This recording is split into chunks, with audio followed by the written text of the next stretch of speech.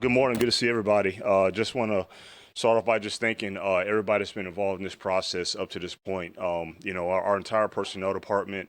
And look, when I say personnel, it's not just scouts. That's, football information, football tech, our ops, support, everybody. So it's really been all hands on deck.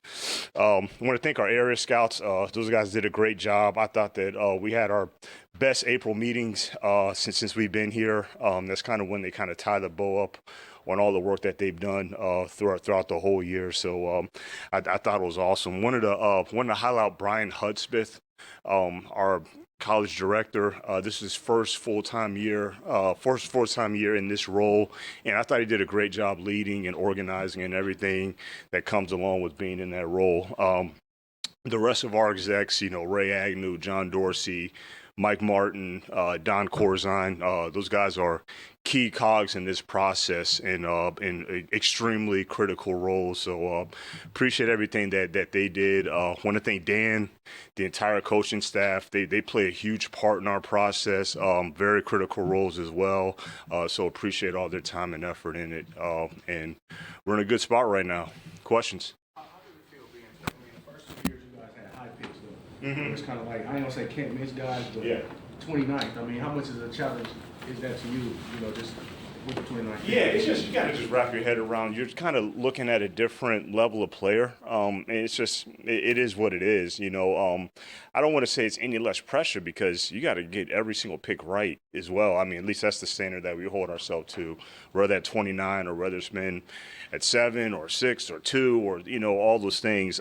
So we just take the same approach, but it's not. I don't see it as any more or less pressure. I just think it's probably, I don't know, maybe less heralded. I don't know if people even are still hanging around or even remembering, who picked, 31 or, it seems like everybody's kind of already celebrating 1 through 15 or something. But no, we just kind of stick to the same process. You just got to just get your head around the players, and we've been doing this long enough to know, like, all right, probably not going to be in the mix on some of those guys. And it's something I picked up when we were in LA, and did not have even a first round pick for a long time. So you can kind of expedite it to the guys that you think you will be looking at. Brett, I wanted to ask you about the idea of trading up early in the draft. We've seen you do it with Jameson a couple of years ago. Just this organization is built through the draft. That's a big part of the philosophy here. So what goes into it from a philosophical standpoint of giving up draft assets to go get one guy? What do you need to see? What boxes need to be checked? And because the organization's where it's at now, just with the roster depth and everything, is it easier to make a decision like that? Yeah, that's a good question, Justin. It's first of all, it's got to be the right guy, and you guys seen us, how we've operated in the past. If it's just the player that we want, we're just going to go and get them. But there is a lot of boxes that needs to be checked. I think we kind of said a little bit at the end of the season.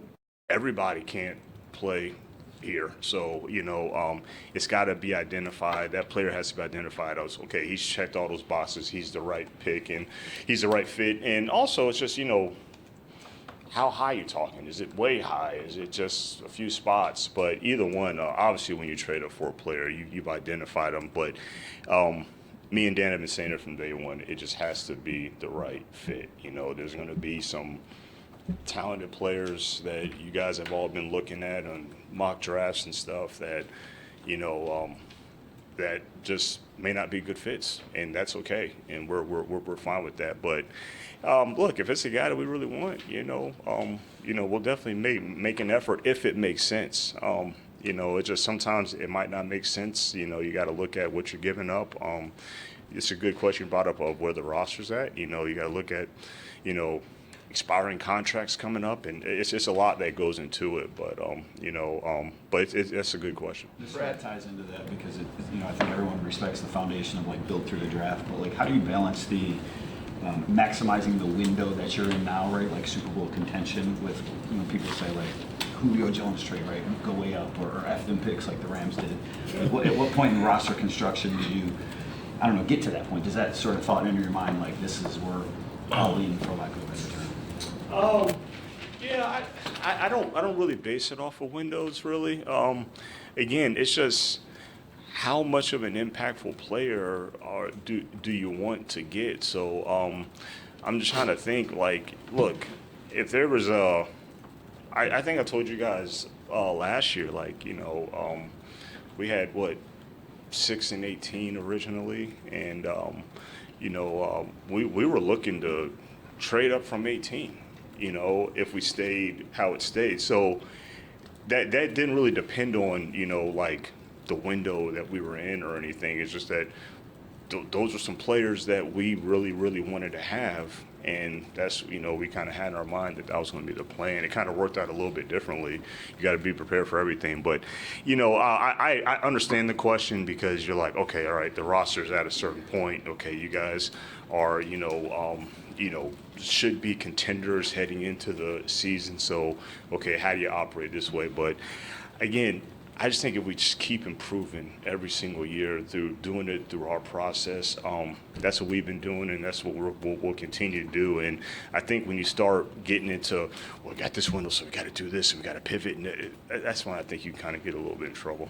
Brad, in your group's evaluation of the cornerbacks prospects, just how does this group rank among the cornerbacks that you evaluated over the last couple of years?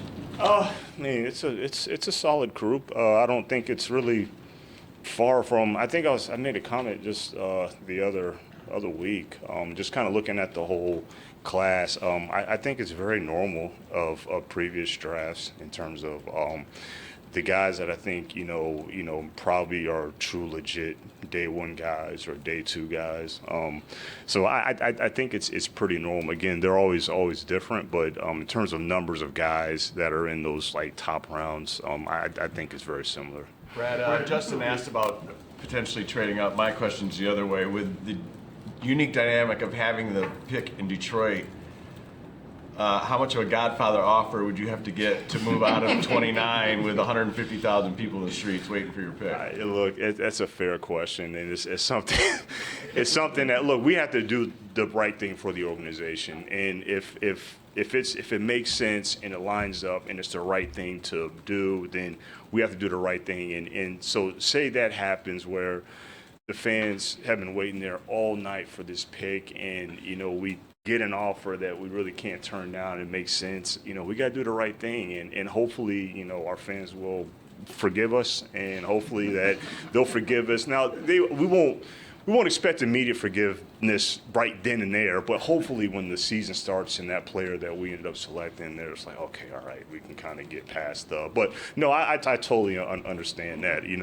Obviously with the fans there, first of all, I'm so excited about the draft being in Detroit. Yeah, I really am. It's just another opportunity for our franchise, our city, just for the world to kind of migrate to downtown Detroit. We have multiple major NFL markets that are within driving distance, so I expect it to be pretty packed. I'm excited for the local businesses. So I think it's gonna be really exciting. But all that being said, I know the perfect storm is okay. Get to the pick, it stays there. They've been waiting all night, and you make the pick, and everybody's happy. But if it's the best thing for the organization, we got to do what's right. And I'll just do a PSA, public apology, later, and we'll roll. Hey, Brad, this is your last year. Eric, I'll get you. This is probably the last year of the COVID thing with the college players and the older players coming in. Do you consider this a strong draft class overall? And you rated this is your fourth, I think. Yeah. Of the four. This draft class, where do you put that in on the four draft classes you've had? Yeah, that's a good question. I thought this draft is a little bit more normalized to what, not like last year. I don't want to say weaker draft, but it was less guys that you would have as true first round prospects last year, and then I thought this year's more kind of like previous years before the 23 draft. But I still think it's a good class. I think the other component is guys that are not coming out.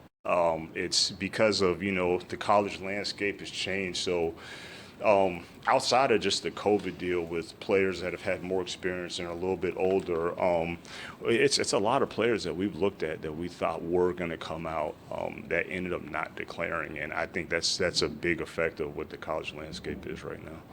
looking at your last 3 draft classes, I did some research a little bit. So it's been 5 Pro Bowlers that you got.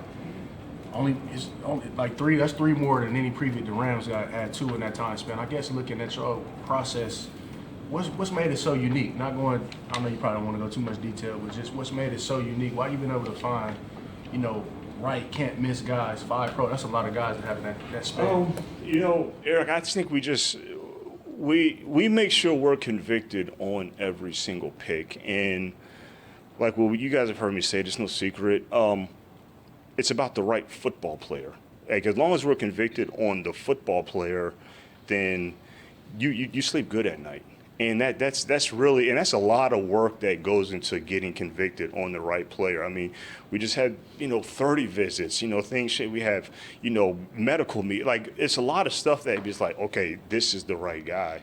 We're still looking at tape now, so it's a lot that gets to that conviction. But as long as like Dan and I are really aligned and convicted, and we're so like this guy fits, and not getting into the and I think at the owners' meetings, those questions asked about like drafting an outside corner. Well, how you haven't? No, we draft the right football player we're convicted on. If the outside corner was the right football player we're convicted on, then we would take that player. So we don't really get anchored on positions. We don't really get anchored on windows. We don't get anchored on. It's just like, it's only one draft a year, and it's a lot of work that goes into it. So that's our recipe. We just kind of look for guys that we're convicted on that are right fits for us. And, we don't get into the premium positions and look, you can pick another position, and that don't mean that the guy's the right fit. I know you guys were asking after the last draft, well, how come you guys didn't pick another position? It's like, well, no, it's not another position. Who? Which player?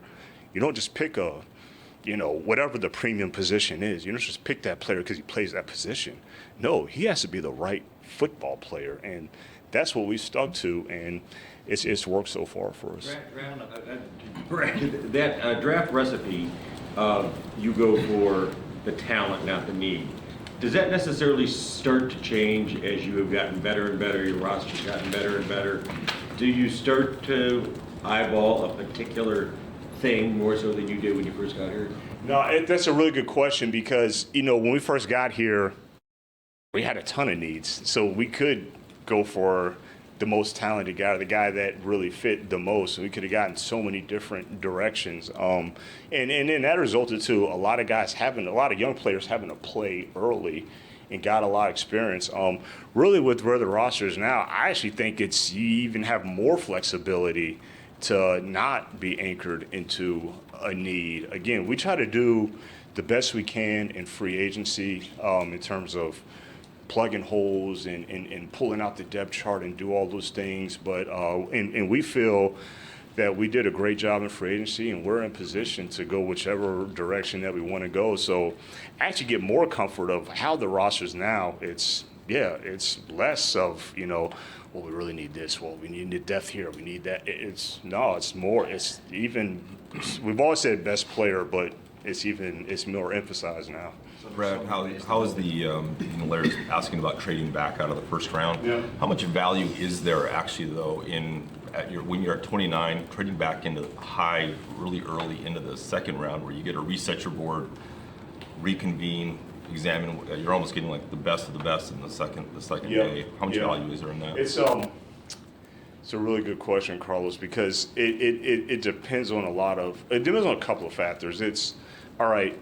You have a pool of players, and say you're at your pick we're at 29, and you get an offer that gets somewhere in the 30s, early on day 2.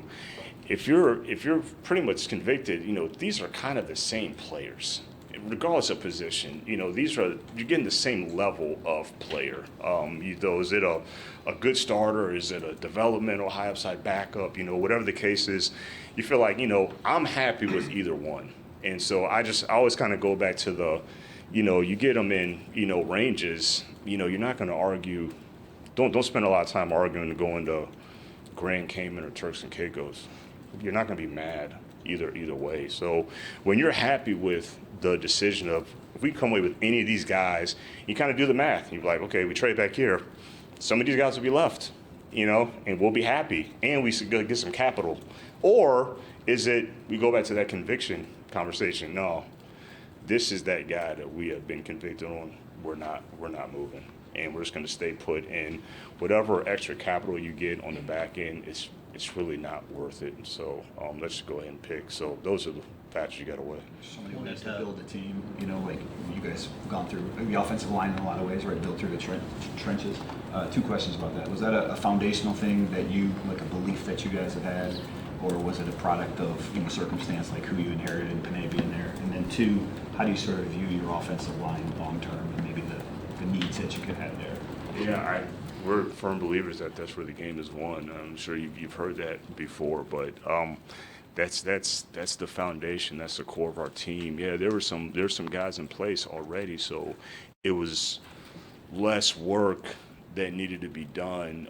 Now, the pieces that we've added with the guys that were previously here have just fortified it and made it even stronger. But again, like you guys asked me about, I think end of the season, that's always going to be like in utmost importance. That's something it's hard to overlook. I don't care who you got at quarterback. I don't care if you got more of a pocket guy, a scramble. I don't care what it is.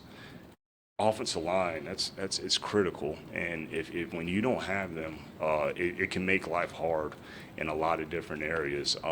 We had to do more work on the defensive side of the ball, and we had to, it wasn't a lot of pieces there when we got here, so we had to do a lot more work there. But it's always of utmost importance, and we feel really good about our offensive line now. We love what we did in free agency. I feel like we could line down and play now and be totally fine. And so it's going to be whoever, if we do add somebody, it's going to be hard to crack one of those big boys up front. So to build off of Kenny's question a little bit, because I think COVID-19 and the transfer portal and all that kind of melded together, and we're coming out of that now with the portal and maybe even NIL to an extent. Intangibles are so important for you. Has it made it easier to identify football character and the ability to battle through adversity? I guess those evaluations for you? Yeah, everybody has a different play, different story. I'm meeting a lot of these kids and sitting down with them to hear their reasonings for their decisions. It's been really fascinating because they've all been different. So on the surface, I used to think just that. Like, I was like, oh, well, it wasn't going. But no, when you really hear what went through these kids' decisions to jump into the portal, they're all different, and I respect them. And it's a lot more in depth in a lot of cases than I thought. How does this receiver class stack up to some of the classes we've seen in the past, and what type of opportunity is it for? I mean, you guys have strengthened that room, but what type of opportunity is it for you guys to potentially add to that group? Yeah, I think it's a solid receiver group. It's there's some guys that's gonna should be able to contribute immediately, but in terms of my opinion of strength, that's always subjective. That's what makes the draft so fascinating. Is what our draft board is. There's 31 other draft boards that they may think that it's not as good, or so we'll just keep those to ourselves. But I do think there's some receivers that's going to be able to contribute pretty early, I would think, in this class. Brad, you mentioned how much work goes into preparing and looking into different guys, whether it's scouting them, whether it's meeting with them. How quickly do you figure out that guy's a Dan Campbell, Brad Holmes type of guy? Is it something like you get in a room and that's it? Or how quickly do you kind of figure that out? Yeah, some of them, they declare themselves pretty early. I credit our area scouts. They do so much work on the front end and the back end where they tee it up for us very, very well, and they kind of already have the kid nailed, really, and just say, like, look, this is who this player is, and you might meet him and it lines up exactly. And so some kind of declare themselves pretty early. Some guys you sit down with at the combine, and it's like, yep, this is exactly who the scout said that he was going to be, and he knocked it out the park, boom, boom, boom. Some, it might be a little different. They nothing on the scouts, but kid might have been nervous. He didn't really show his personality, and then we might bring him in for a 30 visit. We might spend time with him at a pro day or something, and get to know him a little bit more. And that's happened in this process already, where just in some of these visits and some of these pro day visits, it's been like, oh wow, I feel a lot better about him being a fit here. Has the change in the kickoff rule changed your process at all? I mean, do you find yourself maybe going back and looking at a guy's freshman year when he returned kicks and stuff, and has that changed any of the evaluation? Yeah, we've had a lot of discussions about that, Tim. I think we're still in, let's call it exploratory stages in terms from a personnel standpoint. We have an idea of what we think is going to be the right fit. So it has tweaked it a little bit, especially on the return aspect. You might be looking for a different kind of return than you have been in the past, and vice versa on the other side, on your actual kickoff team.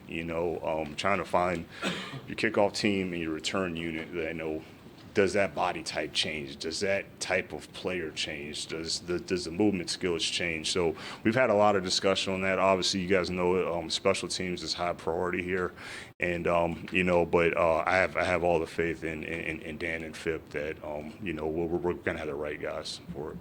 Brad, I think since the time you've got here, you always talk about anchors, and it's a self-reflective thing of just you don't want to get anchored on a guy. Is that a constant internal battle, just the self-awareness of it? And I know you've talked about in the past, like being talked out of, maybe going to get a guy. Mm-hmm. You've lost some people in your front office, in Dave and Lance, who's maybe your get back guy, or the guy that holds you back from making those bold moves these days. Yeah. It's probably harder than a lot of maybe realize on the surface, just because it's not really. We try to lay out our process to avoid those anchors.